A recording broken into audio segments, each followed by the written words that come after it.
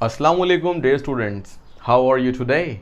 You will be fine. I hope so. आज हम पढ़ने जा रहे हैं एटॉमिक रेडियस के बारे में। अगर मैं आपसे पूछूं कि भाई एटॉमिक रेडियस क्या होता है तो आप कहेंगे सर ये कौन सा मुश्किल है, नाम से भी पता लग गया एटम का रेडियस।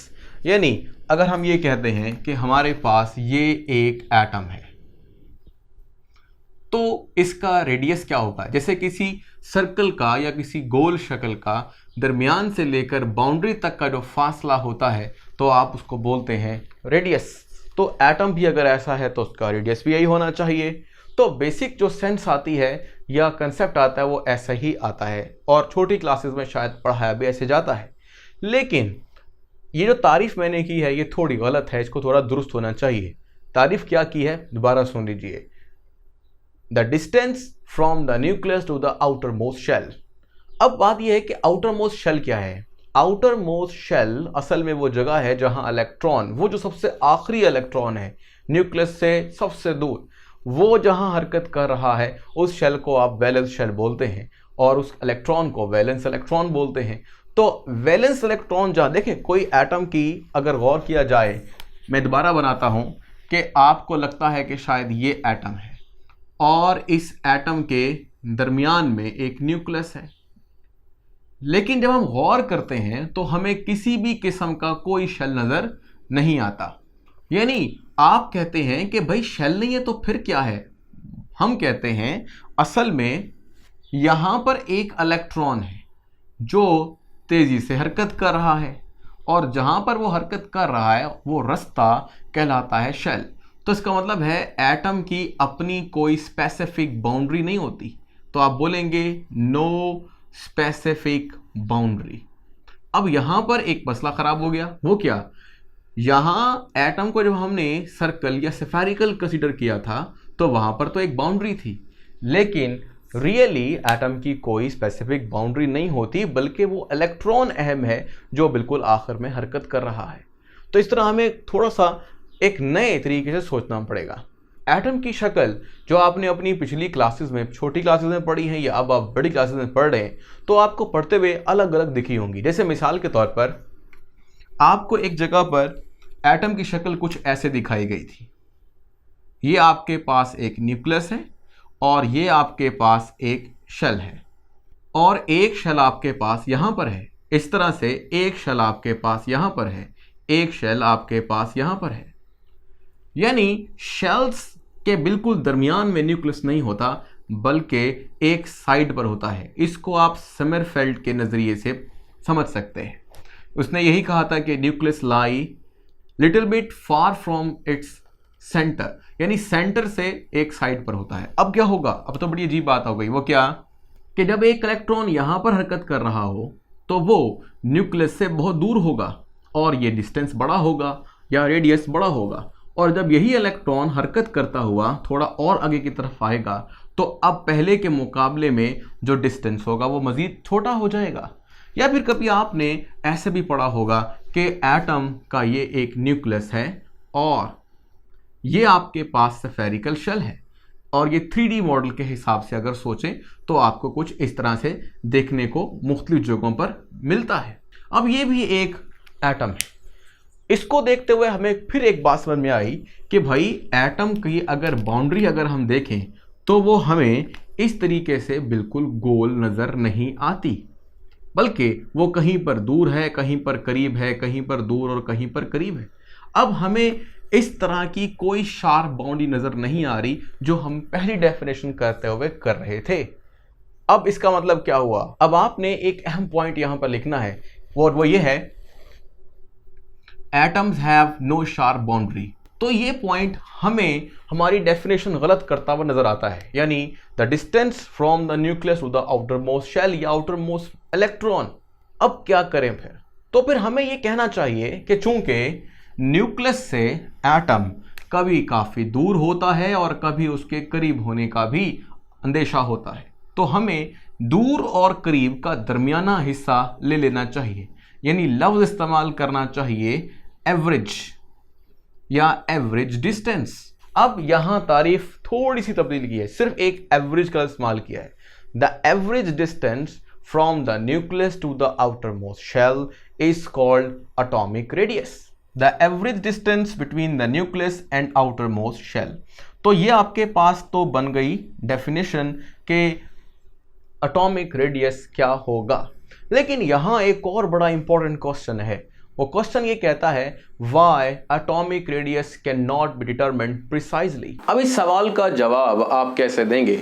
इस सवाल का जवाब बड़ा आसान है कि हमें ये कह देना है कि atoms have no sharp boundary and the probability of finding of electron never becomes zero even at large distance from nucleus। तो ये आपके पास एक रीजन आ गई कि किसी भी एटम के रेडियस को आप प्रिसाइजली मेजर क्यों नहीं कर सकते कि इलेक्ट्रॉन कहाँ पाया जाता है भाई, करीब नहीं, दूर, उससे दूर, हाँ हर दूर से दूर जितना तस्वर आप कर सकते हैं जो डिस्टेंस मुमकिन है किसी न्यूक्लियस और इलेक्ट्रॉन के दरमियान वो पॉसिबल होता है। इसलिए एग्जैक्ट बाउंड्री बनाना मुश्किल हो जाएगा। एक और पॉइंट भी या रीजन भी यहां पर आती है और वो ये है the electronic probability distribution is effected by neighbouring atom. अब इसका मतलब क्या है? The electronic probability distribution is affected by neighbouring atom या एटम्स। इसकी बात को समझना कुछ इस तरह आसान हो जाएगा कि देखिए सपोज कीजिए कि ये आपके पास एक एटम है, इसमें न्यूक्लियस है और यहाँ पर क्या है, इलेक्ट्रॉन्स थोड़े ज़्यादा कितने भी हो सकते हैं। बहरहाल समझाने के लिए आपको एक क्लाउड सा बना के दिखा रहा हूँ इलेक्ट्रॉन का जो किसी न्यूक्लियस के गिर्द होता है। अब ये एटम था, आपने इसका रेडियस मालूम कर लिया जितना भी आपसे हो सका। फिर आपने क्या किया? फिर आपने ये किया कि इसके करीब एक और क्या लेकर आए, एटम लेकर आए। क्यों? ताकि ये बॉन्ड बनाए और एक नया मॉलिक्यूल में तब्दील हो जाए। लेकिन इसके आने की वजह से, क्योंकि इसमें भी न्यूक्लियस है और इसके अंदर भी इलेक्ट्रॉन्स हैं, तो इन इलेक्ट्रॉन्स और इन इलेक्ट्रॉन्स की रिपल्शन के नतीजे में ऐसा पॉसिबल भी हो सकता है कि एटम की शेप चेंज हो जाए, डिस्टॉर्ट हो जाए।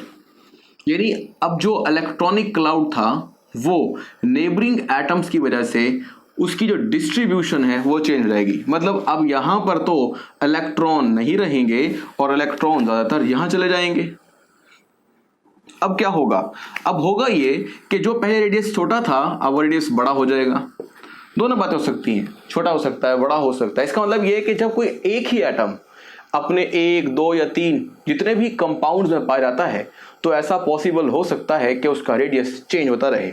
यानी इलेक्ट्रॉनिक प्रोबेबिलिटी डिस्ट्रीब्यूशन, इलेक्ट्रॉन के जो फैलने या फैलावे का इम्कान है वो किसी भी नेबरिंग एटम, करीब वाले एटम की वजह से अफेक्टेड हो सकता है और इस तरीके से एटम का जो रेडियस है वो क्या होगा, यकसा नहीं रहेगा। तो ये 2 पॉइंट थे जो इस सवाल का जवाब देते हैं कि why atomic radius of an atom cannot be determined precisely। तो इस क्वेश्चन को आपने ध्यान में रखना है, why atomic radius of an atom cannot be determined precisely। तो इसके जवाब में आपने कहना है because atoms have no sharp boundary and the probability of finding of electron never becomes zero even at a large distance from the nucleus, and as well the electronic probability distribution is affected by the neighboring atom। इस तरीके से आप बहुत आसानी के साथ ये बता सकते हैं कि किस तरह एटम की बाउंड्री सही तरह मालूम नहीं हो सकती। अब अगला सवाल ये है कि फिर कैसे मालूम हो सकती है? इसका आसान तरीन जवाब मैं आपको कुछ ऐसे दूंगा कि हम कभी भी एक एटम को लेकर उसके रेडियस को मालूम नहीं कर सकते। हमें ऐसा करना होता है कि जब एक एटम अपनी मॉलिक्यूलर फॉर्म में हो, जैसे हम मान लेते हैं कि ये हाइड्रोजन की बात हो रही है, तो 2 हाइड्रोजन एटम आपस में जुड़े हों तो न्यूक्लियाई के दरमियान फासला हम मालूम कर सकते हैं। ये फासला तो हम मालूम नहीं कर पाते पर ये फासला हम मालूम कर सकते हैं बाय डिफरेंट स्पेक्ट्रोस्कोपिक टेक्निक्स और एक्सरे स्टडीज। अब बात यहाँ है कि अगर हम ये फासला निकालने में कामयाब हो जाते हैं, एक बात ध्यान में रखें कि ये कोई बाउंड्री नहीं है जो हमें नज़र आ भी रही हो, ये एक इमेजिनरी बाउंड्री है जहाँ पर इलेक्ट्रॉन के पाए जाने का इम्कान है। तो हम करेंगे ये कि इस न्यूक्लियस और इस न्यूक्लियस दोनों न्यूक्लियाई के दरमियान का जो फासला है ये हम मालूम कर लेंगे। सपोज कीजिए इसको हमने मालूम कर लिया पिकोमीटर्स में और ये r है। अब हम क्या करेंगे, अब हम इस फासले को आधा कर देंगे, यानी r को डिवाइड कर देंगे 2 पर। इससे हो ये रहा है कि एक्चुअली जब ये फासला आधा होगा तो खुद ब खुद यहां से लेकर यहां तक का फासला आपको मिल जाएगा जो कि r के बराबर होगा। तो आप लिख सकते हैं atomic radius of atom is equal to the distance between the two adjacent nuclei of the same atom divided by 2। यानी अगर आप 2 पर डिवाइड कर दें 2 न्यूक्लियाई के दरमियानी फासले को तो आपको एटॉमिक रेडियस मिल जाएगा। That is a very simple method. अब एक नज़र डाल लेते हैं अपने पीरियोडिक टेबल पर कि वहां पर एटॉमिक साइजेस हमें कैसे नजर आते हैं, यानी trend of the atomic sizes in the periodic table. So let's have a look. अब देखते हैं कि ये हमारे पास अगर एक पीरियोडिक टेबल का स्केलेटन है तो इसमें हमारे पास यहाँ पर क्या आएगा, हाइड्रोजन। मैं ऐसा कर रहा हूं कि हाइड्रोजन की जगह पर लिख रहा हूं इस तरह से एक सर्कल। ये सर्कल हमें बता रहा है कि ये एटम का साइज है, लेकिन जैसे हम आगे चलते हैं तो ये हमें हीलियम का साइज नजर आता है। ये दोनों ऑलमोस्ट आपको बराबर नजर आएंगे, लेकिन जैसे जैसे हम आगे चलेंगे तो आपको फर्क महसूस होगा। जैसे मिसाल के तौर पर जब मैं टॉप टू बॉटम चलता हूं तो अगर यहाँ हाइड्रोजन है, नीचे लिथियम है, आपने देखा कि लिथियम का साइज बड़ा बनाया है, हीलियम, लिथियम, फिर उसके बाद सोडियम, सोडियम से और आगे चलते हैं पोटेशियम।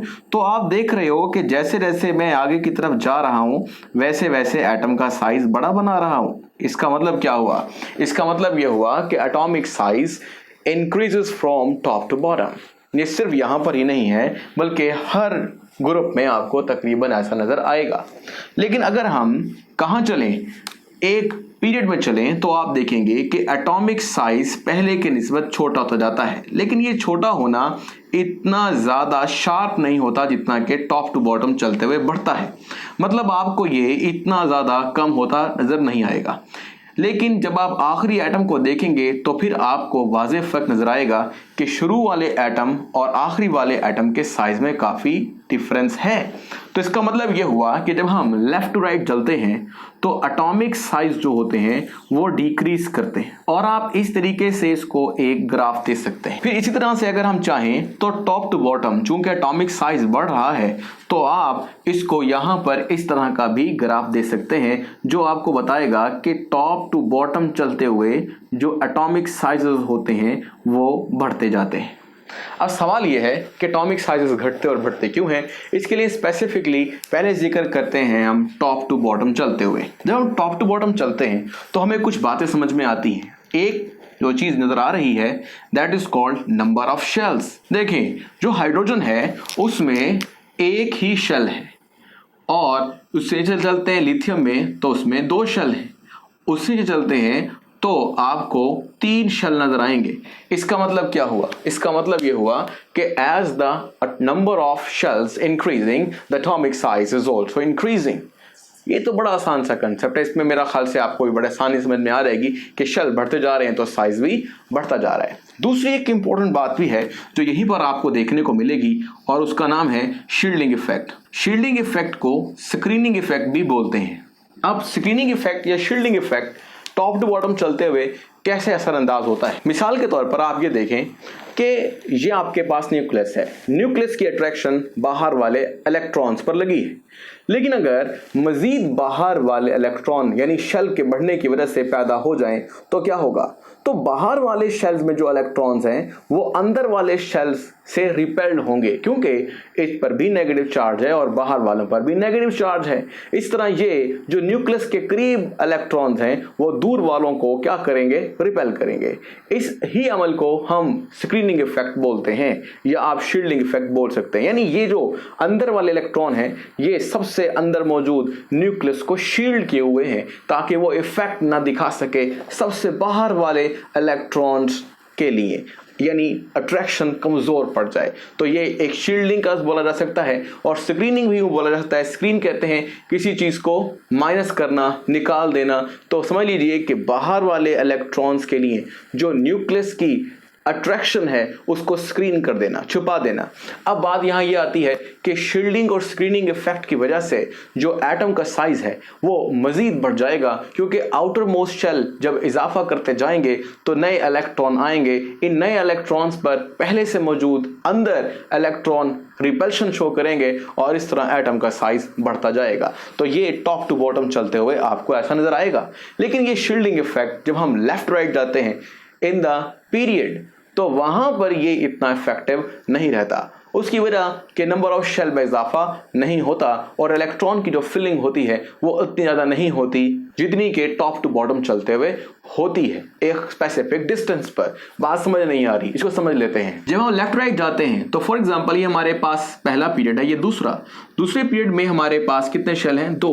तो अगले एटम के पास भी 2 शेल होंगे, उससे अगले वाले के पास भी 2 शेल्स होंगे। अब फर्क क्या आ रहा है? फर्क ये आ रहा है कि सपोज कीजिए इसका एटॉमिक नंबर अगर 3 है तो अगले वाले का 4 है, उससे अगले वाले का 5 है। इसके अंदर 3 इलेक्ट्रॉन है, इसमें 4 इलेक्ट्रॉन है, इसमें 5 इलेक्ट्रॉन है। इलेक्ट्रॉन का इजाफा तो हो रहा है, लेकिन इसके साथ साथ इसमें प्रोटॉन 3 है, इसमें प्रोटॉन 4 है, इसमें प्रोटॉन 5 है।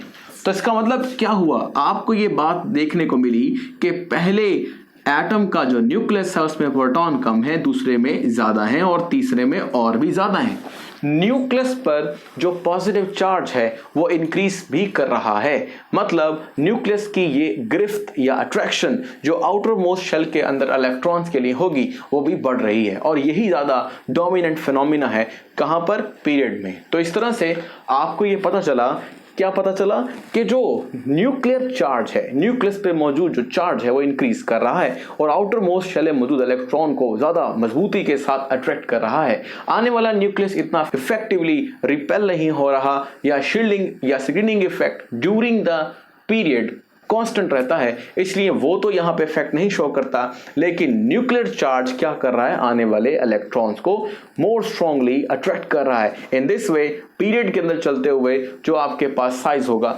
एटम का वो छोटा होता जाएगा। तो atomic size decreases from left to right in a periodic table. तो ये वाला जो फैक्टर है ये आप कहां पर इस्तेमाल करेंगे? ये आप इस्तेमाल करेंगे लेफ्ट टू राइट। इसका नाम रखा है हमने न्यूक्लियर चार्ज। तो nuclear charge is increasing, that's why जो साइज है एटम का वो क्या कर रहा है? डिक्रीज। तो इसका मतलब ये हुआ कि न्यूक्लियर चार्ज के इनवर्सली प्रोपोर्शनल होता है एटम का साइज, जबकि शील्डिंग इफेक्ट जितना ज्यादा उतना एटॉमिक साइज भी बड़ा और नंबर ऑफ शेल जितने ज्यादा और साइज भी उतना बड़ा। तो ये जो नंबर ऑफ शेल्स हैं एंड शील्डिंग इफेक्ट है ये साइज के डायरेक्टली प्रोपोर्शनल होगा, जबकि एटॉमिक साइज के इनवर्सली प्रोपोर्शनल होगा न्यूक्लियर चार्ज। जो आपके पास नंबर ऑफ शेल है और शील्डिंग इफेक्ट है वो ड्यूरिंग द पीरियड कांस्टेंट रहेगा। जैसे जैसे आप पीरियड में आगे जाते रहेंगे, जैसे period number 1, period number 2, period number 3, period number 4,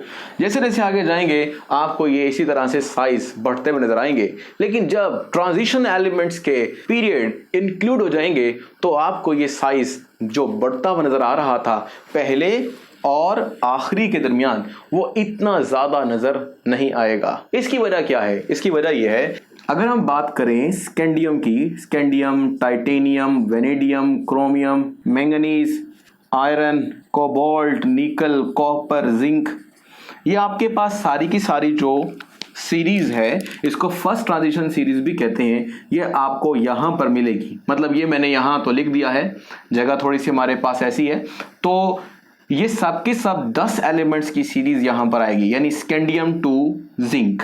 यहां पर आपको एक बात बता दें, पहले पीरियड में 1 और 1 दो एटम्स होते हैं, फिर उसके बाद यहां lithium, beryllium, boron, carbon, nitrogen, oxygen, fluorine, neon, ये आपके पास 8 होते हैं। फिर इस तरह मजीद आगे चलें तो 8 होते हैं। लेकिन जब चौथे पीरियड में जाते हैं तो 8 में ये 10 जमा भी हो जाते हैं तो बन जाते हैं 18। लेकिन एटम की तादाद या एलिमेंट्स ऑफ एटम्स की तादाद तो बढ़ गई है एक ही पीरियड के अंदर। लेकिन एक बात आपको बताते चलते हैं कि जब हम इनकी इलेक्ट्रॉनिक कॉन्फ़िगरेशन करते हैं तो इनमें जो इलेक्ट्रॉन्स की फिलिंग होती है वो कुछ इस तरह से होती है कि वो लास्ट शेल में नहीं, बल्कि हर नया आने वाला इलेक्ट्रॉन, यानी स्कैंडियम में अगर 21 इलेक्ट्रॉन है तो टाइटेनियम में 22 हैं, यानी एक इलेक्ट्रॉन जो इजाफी आएगा वो वैलेंस शेल में नहीं जाएगा, बल्कि वो अंदर, वैलेंस शेल से अंदर, यानी आप बोल सकते हैं inner to the outer shell में जाएगा और इस तरीके से अंदर इलेक्ट्रॉन का इजाफा होता जाएगा। मतलब अगर बजाय इलेक्ट्रॉन वैलेंस शेल में आने के अंदर इलेक्ट्रॉन की तरफ जाना शुरू कर दे तो क्या होगा, एटम का साइज बढ़ने लगेगा।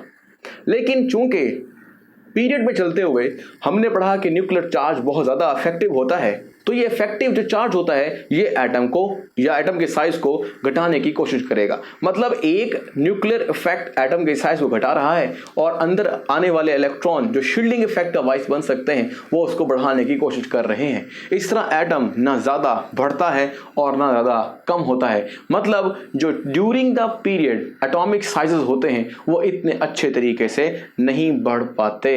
तो ये हम कहते हैं कि increase in atomic size when there is a involvement of transition series is small, यानी एटॉमिक साइज आहिस्ता आहिस्ता बढ़ता है बनिस्बत ऊपर वाले छोटे पीरियड्स की निस्बत।